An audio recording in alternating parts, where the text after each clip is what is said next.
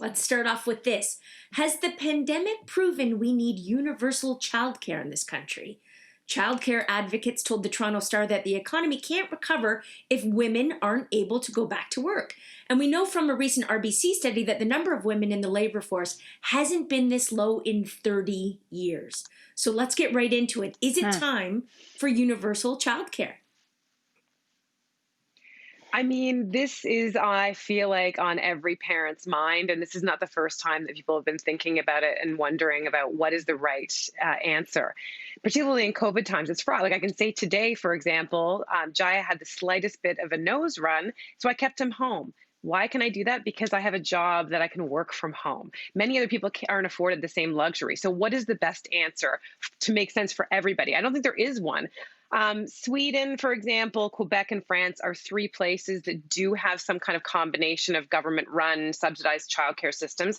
They're not all perfect, but they're better than nothing. I will say that Quebec has noted that there's some worse behavioral results and healthcare results for children, but that's not to say you throw the baby out with the bathwater. I personally think we need a nuanced approach to this, especially now. And perhaps what it is it's more income-based or job-based, for example. Like if there were standardized childcare spots, meaning across the country, every province had a certain standard, and there were childcare spots, and they went first to those who need it the most, who have an inflexible job or who cannot afford it necessarily doing privatized childcare. And then I also think the other piece of this would be that private businesses that can allow for their workers to have more flexible schedules or to have childcare on site, if that makes sense, that they should start to consider to provide that. I don't think that there's a one-size-fits-all method to this. Okay, I want to dive into Facebook. Francis writes to us on Facebook. Everybody, hold on to your seats. I already paid for my childcare, so I don't think I should be responsible to pay for someone else's. It isn't up to the taxpayer to pay for your children. When you choose to have children, you must take into consideration you can afford them. Francis, number one, I really appreciate that you watch the show.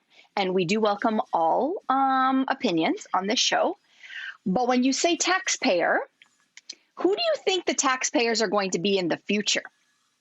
It's not going to be us, Francis. I assume it sounds like you're a mother. And so we are taxpayers right now paying into the system. That system gives us all of the social services that we as Canadians value very deeply, whether it's healthcare, whether it's education. You take your pick. We live in a country that we feel very lucky to have these nets, these social supports for us. When we get older, though, and we need more healthcare or we need more pension care, whatever the case may be, who's paying into the system then, Francis? It's our kids. And so this is not about you. It's not even about me. It's about us. So we need childcare because we need people to have children. Those children today are taxpayers tomorrow who will be taking care of us as when we're old ladies. So Francis, while I respect the fact that you're right, you have to have a kid, and you know, if you did it by choice and you have to figure out your costs, 100%. Hopefully nobody's going in this blindly. But if you think that this is just about individual families, who's supporting Canada when we're old and gray? And besides we need quickly, people to the be having government kids. subsidizes, don't they, plenty of industries? Like they subsidize agriculture, they subsidize auto. So subsidizing childcare for me, I just haven't heard a compelling argument to say, like, why not?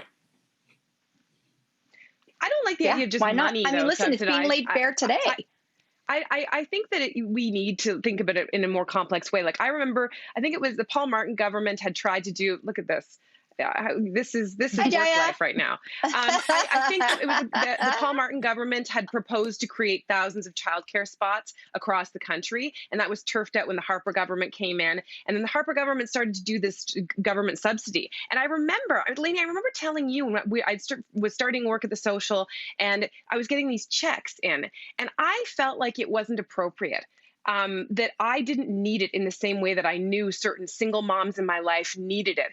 And so I think just the idea of arbitrarily sending out a check is not necessarily the answer to comprehensive childcare. I think we need spots potentially, and we don't need spots across the board. We need also more flexible workplaces where we can have them.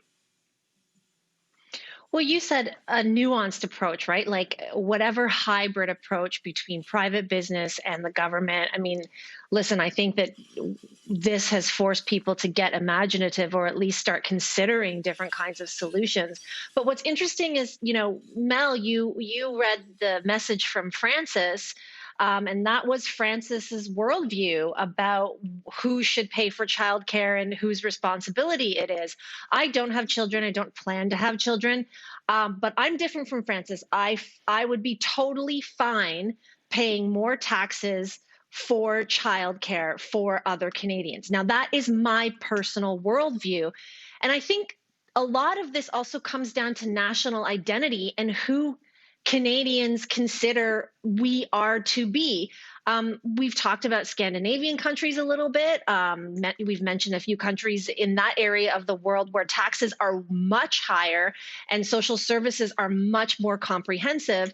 And then there's a country like America, which has what I consider like draconian maternity leave, where you have to get back to work at, after 6 weeks or 8 weeks. They certainly don't care about healthcare. And I wonder what an American's reaction would be if you considered, or you asked them to consider universal childcare. Canada seems to be sort of in the middle. We like to consider ourselves un-American, but I wonder if our national identity is closer to America's. And, given what someone like Francis said, and that is Francis's opinion, it's fair for them to have that opinion. But I think that this is going to have to be a conversation about what Canada considers itself to be in terms of what we provide to our citizens. I totally agree, Lainey. I just think that the country needs to sort of make a commitment and decide sooner rather than later. This conversation, there's been stops and starts since 1970. Sweden started their universal childcare 40 years ago, and there were bumps, of course, along the way, but it works, by most accounts really well today. We're just really hard behind, and there will be bumps, but I feel like the commitment simply has to be made. So, because women are, it's the lowest, as I said in the intro, the lowest it's been. And the reason Sweden implemented their universal childcare is because they had a labor shortage. They needed women to get back to work. And one of the pros of all of this is that when women went back to work, they've found over the years that women and men, as a result of this, are sharing childcare duties more evenly and sharing housework duties more evenly. That's something to look forward to. Win, win, win, win, win. And the last thing I'm going to add about this is this pandemic, as we've talked about on the show a lot, it has laid bare all of the inequities and the inequalities and the gaps between the haves and the have-nots. For us, you talked about Sweden being it's been 40 years now for Sweden. And I think that's why, in this time, if you go to Sweden, everybody's kind of okay with what personal sacrifice and what they have to pay into the system. I wonder if it'll take that long, in 40 years, what Canadians will be saying about whether or not they would pay into a system, how much they're willing to cut out of their personal finances to make sure that everybody is on board or at least living a healthier and more secure lifestyle. Anyway, remains to be seen. We did it with healthcare, so we can do it with this. Sorry. We'll put it in a time capsule. If our show is still on the air then, which I hope we will be, then we can revisit that moment. But let's move on now.